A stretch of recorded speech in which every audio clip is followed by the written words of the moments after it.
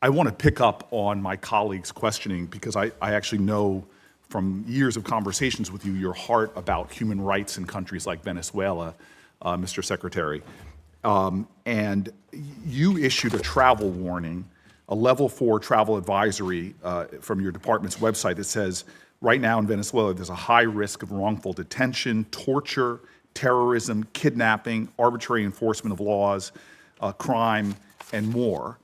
And when we hear from the president that he is in charge, that you all are running this government to that extent, I have a lot of concerns when it comes to the rampant human rights violations that are persisting. Cabello is Maduro's key hardline enforcer. He's continued to intimidate and suppress Venezuelan voices.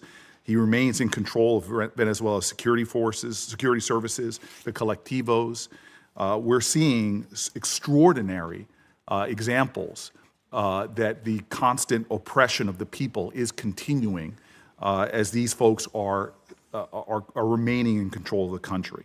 So I just want to know, what is the plan to address in a much more aggressive manner these severe human rights violations and to try to stop these armed militias? Because if we are doing things to stabilize their government, if we're turning over resources and money to the very groups that are creating these horrors, that seems to me against America's values, and it seems to me something that is should be unacceptable to Congress on both sides. Yeah, well, absolutely. The Venezuela I described that we want to see emerge from this is one in which none of that is happening.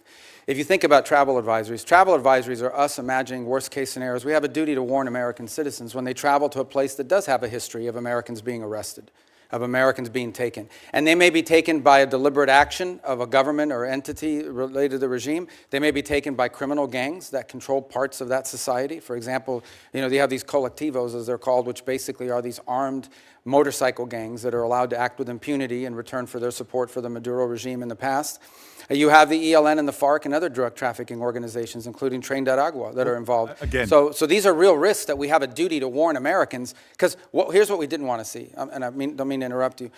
We have this announcement that Maduro's been taken. All of a sudden, people conclude, oh, he's gone, let's flood over there, let's all go over there, and we could expose people to danger. But this is the hypocrisy that I see. At the same time that you're issuing these human rights cautions about what's going on there for Americans, you have a president that's lifting temporary protected status for Venezuelans. Many of them are individuals that have lived in our country for years, if not decades.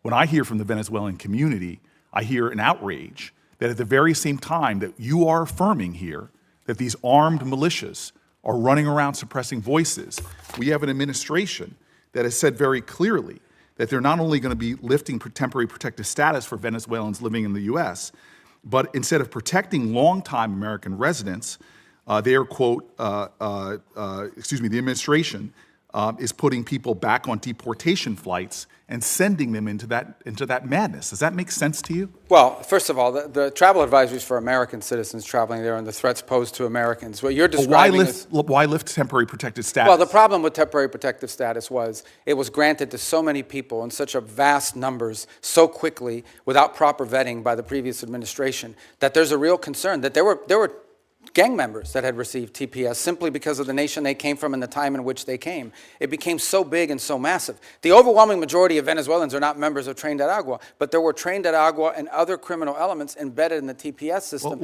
And the numbers were so large that the administration felt it had to cancel the program in order to appropriately vet it through on the individual cases. Excuse me, Mr. Secretary, this might not surprise you. I don't trust this administration and the way they use terms like terrorist. I've seen them calling American citizens domestic terrorists who are people trying to peacefully protest.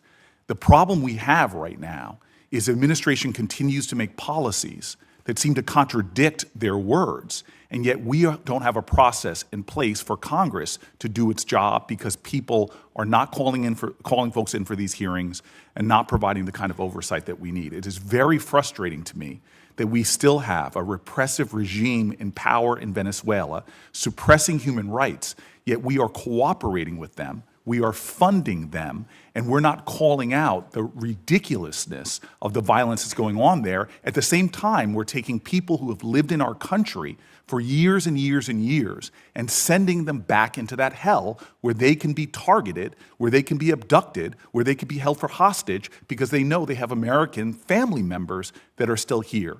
This is a situation ripe for where we are being complicit in continuing human rights violations, and that needs to stop. And I thank you. Just on 2 points. We're not cooperating with them to continue doing what they're doing now. We're cooperating with them to transition away from what's happening now.